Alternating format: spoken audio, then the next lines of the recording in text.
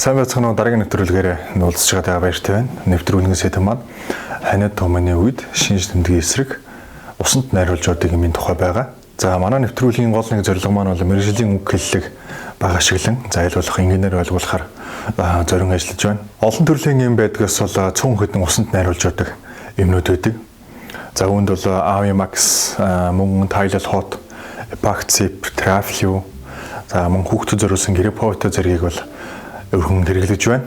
За эдгээр юмуудын найрлаганд орсон эмийн бодис болгон за өөр өөрийн гэсэн үйлдэлийг хүний бие организмд бол үзүүлждэг. Эм болгоны найрлаганд бол 3 ба түүнээс дээш эмийн бодис орсон байдаг. За сүүлийн үед бол Avimax гэдэг юм ба нэлийн өргөн хэрэглэж байгаа. Тухайн эмийн гол давуу тал бол шинж тэмдгийн эсрэг эмчилгээнд хэрэглэхээс гадна за давхар вирусын эсрэг үйлчлэгээ үзүүлдэг. За энэ мал бол римантадин, кальцгликонат, лоратадин гэдэг юмуудыг бас нэмэлтээр найрлаганд дагуулсан юм шинэ үеийн бэлтгэл байгаа. За ханиад том маань бол за вирусээр үүсгэхээс гадна за харшлын шалтгаантай хавсарсан байдлаар бас үүссэн байж болдог. За тухайн вирус маань амьсгалын дээд зам буюу хамар залгуурын эрх түнтийг өрсүүлснээр хоолой өвдөж нармай гэмтээдэг. За ингэснээр бол нусгойж, хамар битүүрх, найт тайлгах зэрэг шинж тэмдгүүд бол илэрдэг. За мөн харшлын шалтгаантай үүсч болно гэсэн. За харшил гэдэг нь бол ямар нэгэн гадны бодисын эсрэг хүний дархлаа тогтолцооны систем хариу урвал үзүүлэхийг харшил буюу манайхны сайн хэлдгээр аллерги гэж нэрлэдэг байгаа. Тухайн хүний дархлын систем өөрөө ажиллаж эхлэхэд гол нэг буруут нь бол гистамин гэдэг бодис байдаг.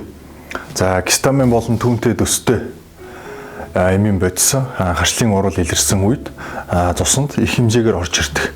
За ингэснээрээ судас өргөсгөн нарийн судаснаас маш их хэмжээний шүүрэл ялгаран улмаар хамар залгуурын саслаг бүрхүүл гэмтснээр нусгойж, за мөн хамар төрөх, хоолой орсох, за мөн найт тайлгах шинж тэмдгүүд бас мөн илэрчдэг.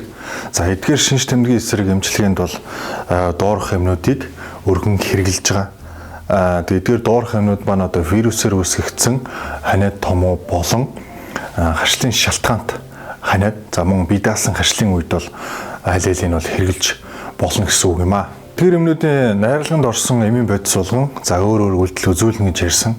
За үүнд бол одоо парацетамол маань өвдөл намдаан за руслийн эсрэг халан буруулах үйлчлэгээ үзүүлээд явчихна. За харин хлорфенамин, фенилефрин, псевдоэпидрин, фенерамины хувьд бол бүгд харшлын эсрэг үйлдэл үзүүлнэ.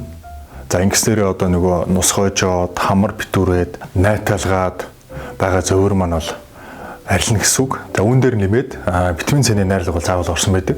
Витамин С-ийн талаар бол манайхан бол маш сайн мэднэ. За энэ төгсөдөөнд үйлчлэгээтэй хүний дархлаа тогтолцоог дэмжинэ. Хүний бодисын солилцооны эрчим зэрэг олон юмд сайн байдаг. Тунгийн хувьд бол энэ болгоо маань харилцан адилгүй. За иймээс бол хоногийн тунг зөв тохируулан хэрэглэх хэрэгтэй байдаг. Том хүн бол 6-аас 8 цагийн зайтай өдөрт 3-аас 4 удаа гэж тооцоод 150-аас 250 мл халуусанд бол найруулж удаг.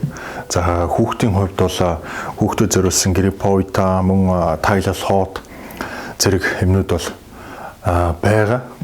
Хүүхдэд уулгахдаа бол килограммжийн тооцон уулгадаг. Мөн та эдгээр юмуудын найрлагыг бас харах хэрэгтэй. За яг ямар юм маань хэдэн миллиграмм тунгаар орцныг бас харахад бол илүүдэхгүй.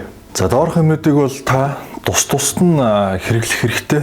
За энэ одоо яг юу гэсэн үг гэвэл өглөө та Traflu хэрэглэсэн бол дөнгөж дараа нь дахиж Traflu юм уу одоо Tile Hot, Epoxy-ийн аль нэгийг хэрэглэхгүй харин тодорхой өглөө хэрэглэсэн цагаас хойш 6-аас 8 цагийн дараа тэр юмээ хэрэглэх юм уу эсвэл одоо өөр юмээ хэрэглэж болно гэсэн үг юм аа. За мөн адил найрлагатай шахмал болон капсулын хэлбэртэй ямиг дараалуулан хэрэглэж болохгүй. За энэ маань одоо та өглөө Tile Hot хэрэглэчихэд за адил найрлага адил буюу төстэй найрлагатай алкофен, ринза, мөн снэп зэргийн аль нэгийг дөнгөж дараа нь хэрэглэхгүй.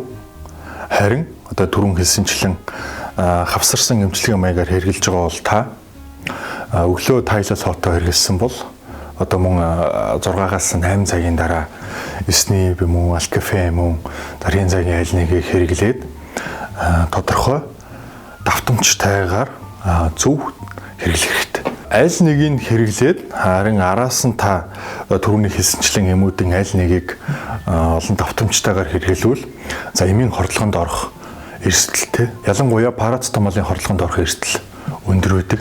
Парацетамолын хордлогонд орсноор бол хүний бие организмд олон төрлийн гаж нөлөө гарахаас гадна за хүний элэгний эсийн некроз үүсгэн буюу элэгний эсийг одоо нэгсэндээ өхжүүлэх тийм аюултай гэдгийг анхаарах хэрэгтэй. Тэгэхээр юмнуудад хамгийн түгээмэл хамгийн өндөр тунгаар бол парацетамол маань орцсон байдаг. Жишээ нь бол Tylenol хотын 1 удаагийн тунд 500 мг, за Epaxib 325 мг, Traflegon хувьд бол мөн адил 325 мг парацетамол орцсон байдаг. Парацетамолын насанд хүрсэн хүний 1 удаагийн дээд дум бол 500 мг, өдөрт 4 удаа гэж тооцвол 2000 мг гэж тооцдог. Зайлшгүй шаардлагатай үед бол 1 удаагийн том 1000 мг, за өдөрт 4 удаа гэж тооцвол 4000 мг гэж тооцдог. За харин үүнээс илүү гарсан тохиолдолд одоо нөгөө парацетамолын хордлогонд орох эрсдэл бол өндөр. За эдгээр юмнууд дээр тунгийн хамгийн гол зохицуулалт бол парацетамолын найрлаганд үндэслээд хоногийн тунгаа зөв хэрэглэж сурах хэрэгтэй. Харин хүүхдийн хувьд бол зөвхөн эмчийн заавраар килограмм жинт тооцдог. За парацетамолын хоногийн 1 удаагийн тун хүүхдэд тооцохдоо 1 кг жинт 10-аас 15 мг парацетамол байхаар тооцоод жишээ нь бол 10 кг жинтэй хүүхдэд 10-ыг өрчих нь 10 мг парацетамол буюу 1 удаагийн тун маань 100 мг болчихж байгаа. За энэ одоо хүүхдэд 4-ээс 6 цагийн зайтай хоногт 4-ээс 5 удаа өгнөж тооцвол за хүүхдийн дээд тун бол насанд хүрсэн хүний 1 удаагийн хэрэглээ буюу 500 мг-тай тэнцэж байгаа гэсэн. Энэ маань одоо 10 кг жинтэй хүүхдэд ботсон тооцоо байгаа. Килограмм багасх болон ихсэх болгонд тунгийн хувьд бол өөр болоод явна гэсэн үг. Шинж тэмдгийн эсрэг эмчилгээнд хэрэгэлдэг эмүүдийг ууснаас 30-аас 60 минутын дараа тухайн эмнүүд маань үйлчилгээгээ үзүүлээд явчихна. За 3-аас 4 цагийн дараа бол үйлчилгээнийхээ оргил үед хүрдэг. Энэ үед бол тухайн эмүүд маань хүний организмд одоо маш сайн үйлчилж эхэлнэ гэсэн үг юм аа. Нэвтрүүлэг маань энэ хүрээд өндөрлөө. Дараагийн нэвтрүүлгээр уулзлаа. Түр баяртай.